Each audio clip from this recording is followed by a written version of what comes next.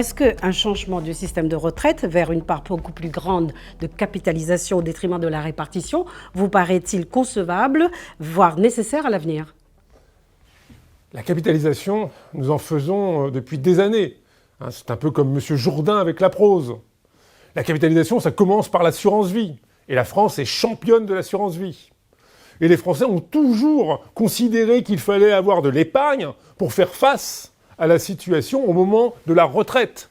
Les Français épargnent beaucoup.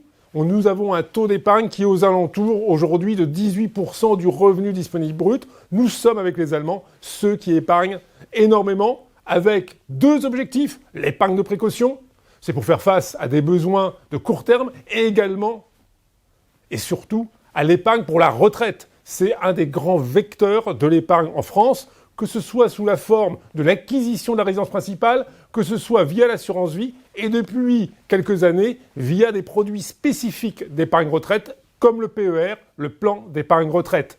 Et donc les Français ont complètement intégré l'idée de la capitalisation.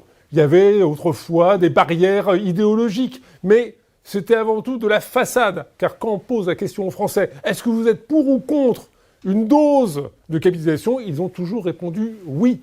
Il n'y a jamais eu d'opposition massive sur le principe. Évidemment que les Français ne souhaitent pas de la capitalisation à 100%, ils veulent un mix.